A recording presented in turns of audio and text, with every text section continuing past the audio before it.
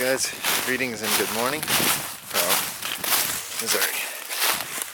Me and PK, Peter, drove to southern Missouri this morning, day before gun season. Longtail 148er MIA for a couple days, so I figured I'd sneak away. Never gun hunted another state, so we're gonna do this for 3, maybe 4 days. So right now we're going about 1.5 miles back. Already like, I don't know, 10 trucks at the parking lot. So that's gun season, I think, everywhere. But there's some hills we've already climbed that I don't think they're climbing. So hopefully get past all these guys and get out a big buck. Standards aren't going to be too high, but we'll see what happens. Alright guys, so we've kind of scouted around about 1.5 miles, 2 miles already, and it's all really mature timber with sporadic, very little bits of sign. So I don't know, we're just going to keep moving. It's not looking great right now as 2020 has gone, but we're going to keep chugging along. We're going to try and find something. There's some old sign here, but like I said, just big woods habitat where it's like all mature timber and not a lot of edge. We got to try and find some edge. So I got a secondary spot kind of picked out on a map. I hope it doesn't look anything like this, but I think it might. So we're just going to keep moving and hopefully find something.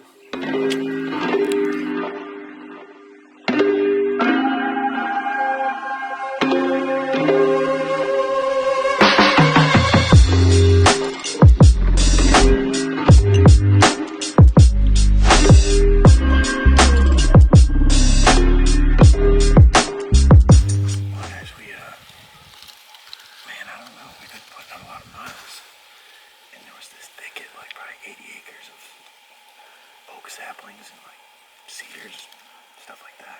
And we walked past on the way in. Then I said, hey, this might be a good idea to come back to. Well, after we blew through this timber and didn't find anything we liked, we're back on the north side of it. And also we took a breather here. And it just sounded like a war broke out inside. About 200 yards away, and there's like, we almost thought it was people. But it honestly sounded like it could have been a knockdown, drag out, like buck fight. So it was crazy loud, like they were going at it, if that's what it was. So this is the general area I'm thinking we're going to end up in tomorrow morning. Not a bad walk, nothing like that. Now we're in the parking lot right now as far as camping goes. Might just be a little overrated spot, but we'll see, I guess. I don't know what that was, but it was big. We'll see. Alright guys, so crazy thing happened. So put on 7.2 miles total, and it was just looking horrible. Some of the worst I've ever seen, honestly, to the point where I was like, I'm gonna go back to Kentucky. Like, this is bad, Peter. And Peter's the other guy with me. Peter's was the one that was with me in Montana, guys. And he knew somebody in a town probably 45 miles north, and he didn't even know if they're a hunter. And I was like, you know what, just send him a text, and maybe they know something. Maybe they know where they can point us in the direction of some better public land or something like that. And next thing you know, we got invited to 230 acres of I don't know. Hopefully it's some good ground, but nonetheless, we got a place to go. We got a place to stay, and they've seen nice bucks literally today. Now, what their definition of nice is, I don't know. But regardless, I'm super excited. This isn't generally how we roll. We're rolling on public land almost all the time. But nonetheless, I'm not gonna say no to a situation like this. Sounds like they're really nice people, which is awesome to hear.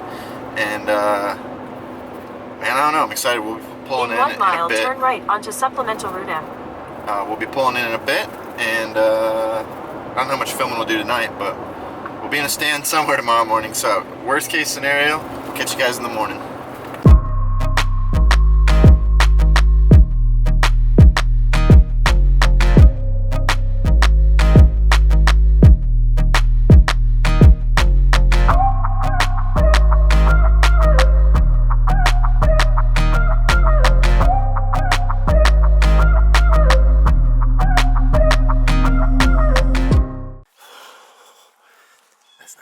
That's not even that big of a buck. That's just like a little decent 8-pointer. Yeah. Thank God, though. Now it's your turn. Oh my God, guys. I'm shaking. I'm shaking up. He's down right there. He's down right there. He's down right there. He just crashed right there. Guys, the way the year's been going, probably should have waited to get him on film.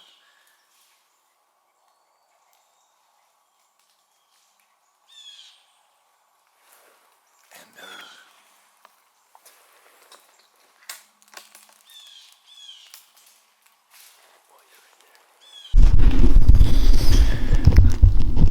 Alright guys, so as this normally goes, it's a complete cluster. I don't know if the audio worked. I don't think we got it on film. Nothing. So basically, we came in here.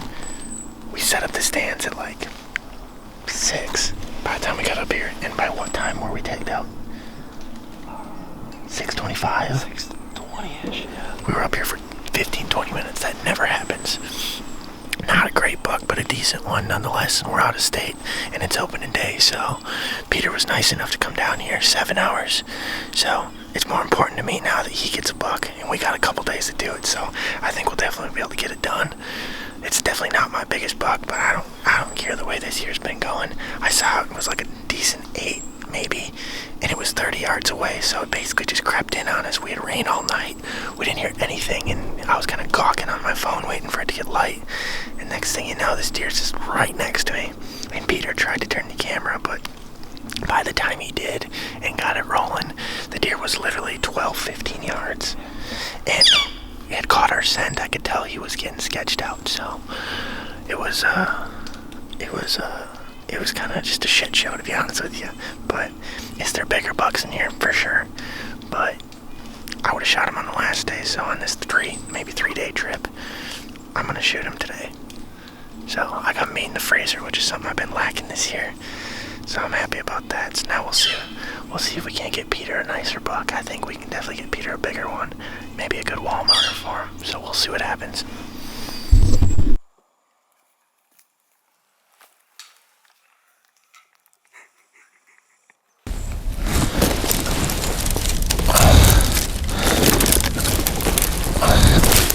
Nice.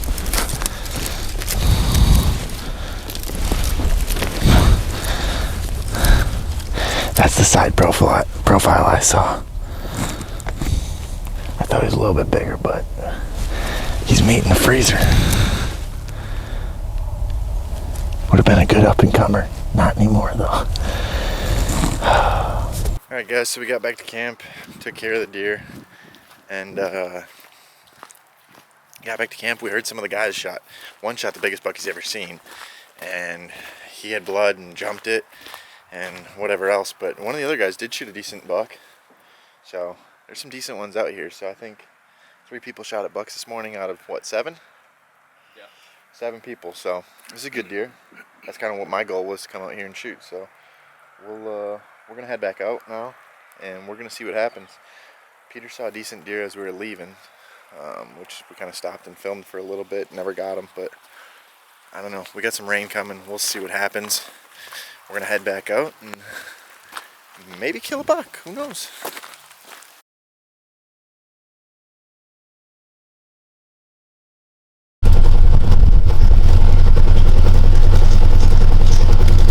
Now I wish I didn't go help Tony. Because I'd be sitting back with it.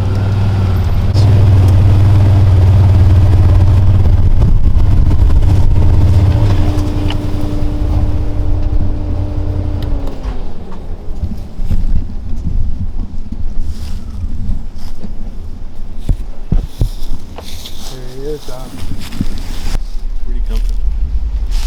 I was talking to him. I was staying up because I couldn't stay awake. And I was getting cold. About that time, he said something. I'm like, I gotta go. He was standing right here. He put the gun up and he started to walk kind of this way. Came right through that clearing. I shot him. He just dropped. All the way around down here. Man, Man, Nice. stud. that's a stud. Wow.